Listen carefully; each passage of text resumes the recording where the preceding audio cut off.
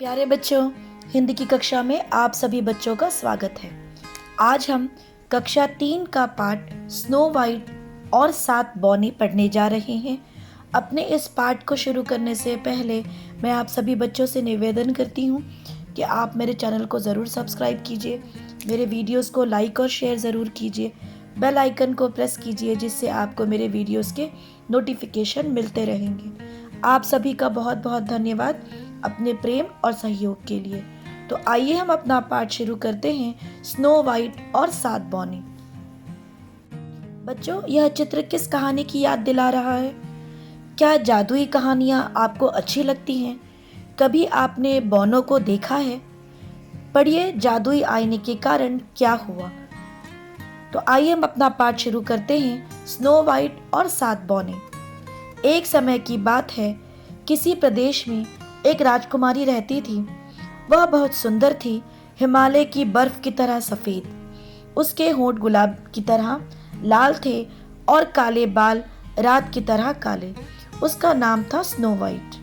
उसकी सौतेली माँ भी बहुत सुंदर थी, लेकिन वह घमंडी, गुस्से वाली और जादूगरनी थी। उसके पास एक जादुई आईना था जो हमेशा सच कहता था। वह आईने में झांकती और पूछती, बोल मेरे आईने, जग में सुंदर कौन है, क्या है तेरा कहना। प्यारे बच्चों, ये कहानी है स्नो वाइट की, जो दिखने में बहुत ही सुंदर थी और वो एक प्रदेश की, एक प्रांत की, एक एरिया की राजकुमारी थी, प्रिंसेस थी।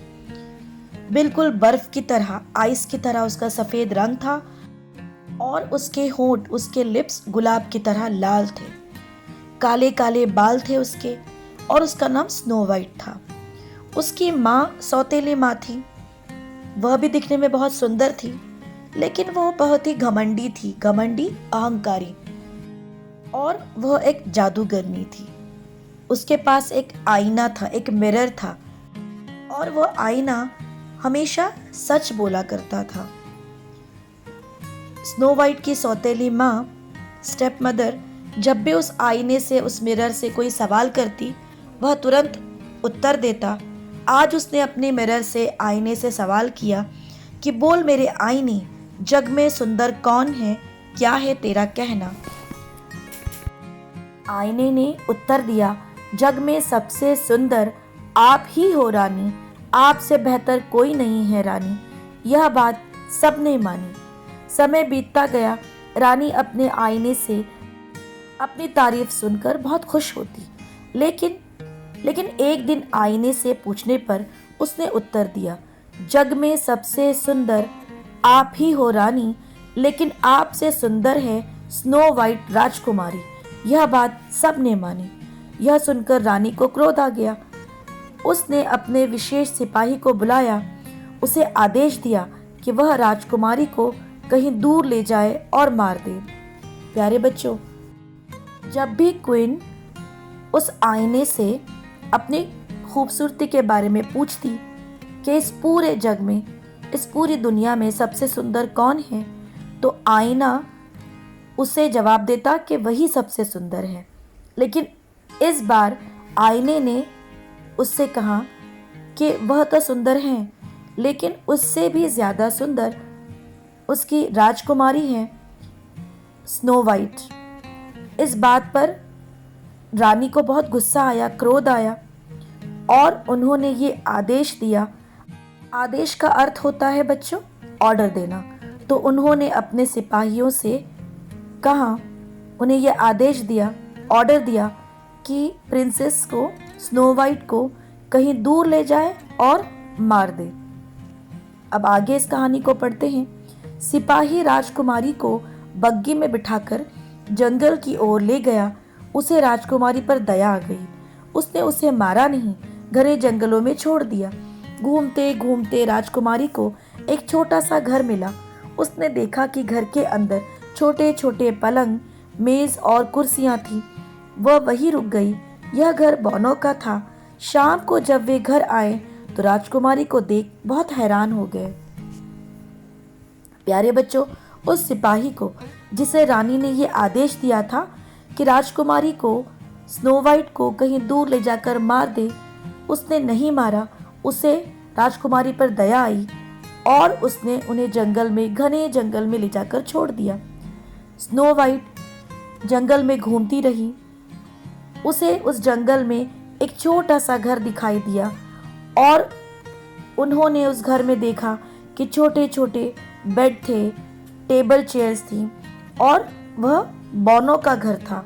वह शाम तक वहीं रुकी और जब शाम तक वो बौने अपने अपने घरों में लौट आए तो वह राजकुमारी को देखकर बहुत हैरान हो गए।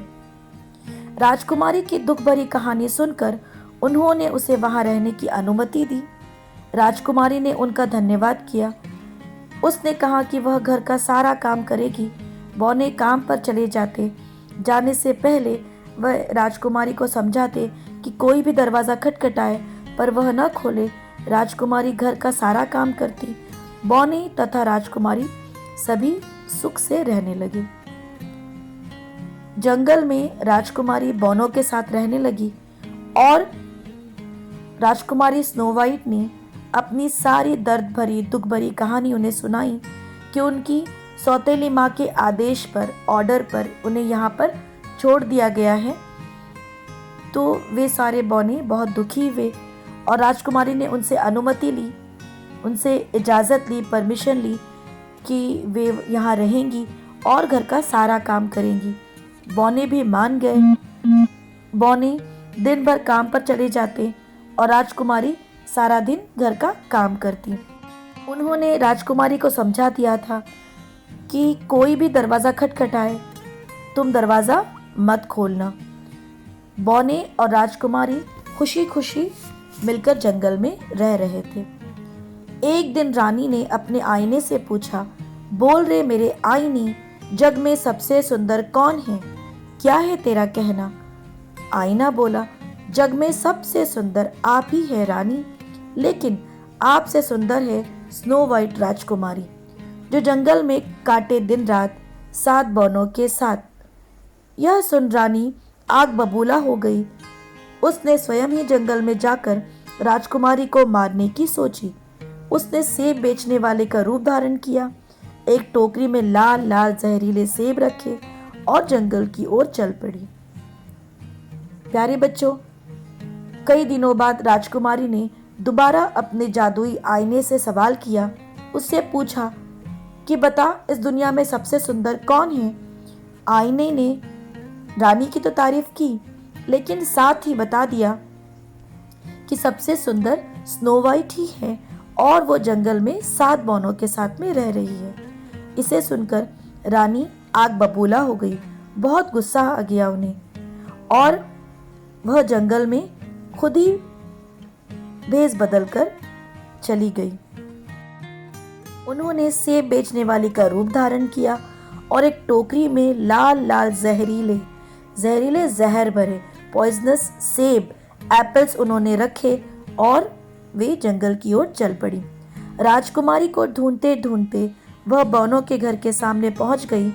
उसने बहुत ही मधुर आवाज में कहा, सुप्रभात बेटी, बेटी क्या तुम स्वादिष्ट सेब लेना पसंद करोगी? उसने उसे लालच दिया कि सेब लाल लाल ताज़े और मीठे हैं।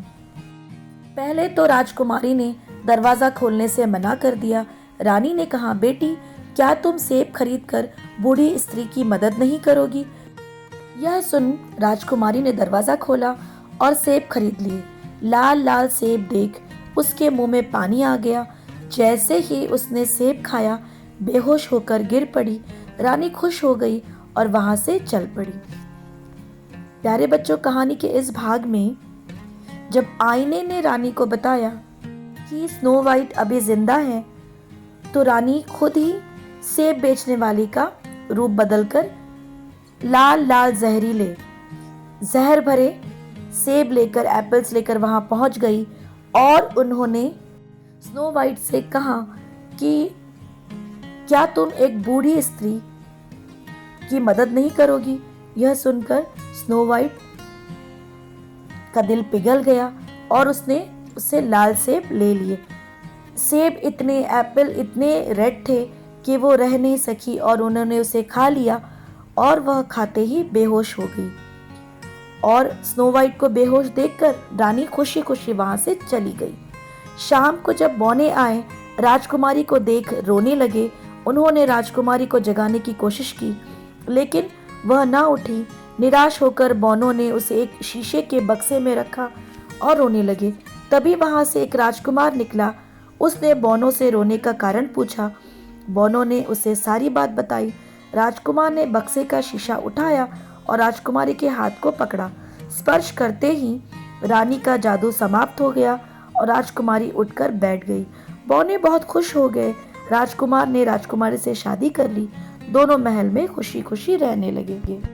बच्चों, कहानी के अंतिम भाग में बौने जब घर लौटे, उन्होंने राजकुमारी को जगाने की बहुत कोशिश की, लेकिन वह नहीं जागी।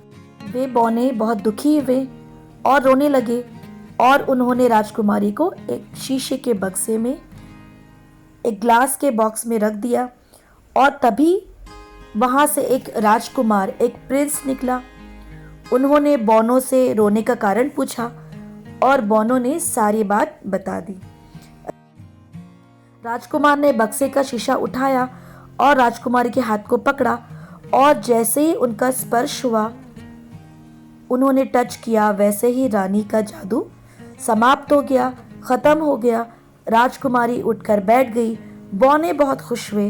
राजकुमार ने, उस प्रिंस ने प्रिंसेस स्नो वाइट से शादी कर ली और दोनों खुशी खुशी अपने महल में, अपने पैलेस में रहने लगे। बच्चों, मुझे पूरी आशा है कि स्नो वाइट की ये कहानी आपको ज़रूर पसंद आई होगी। बहुत बहुत धन्यवाद।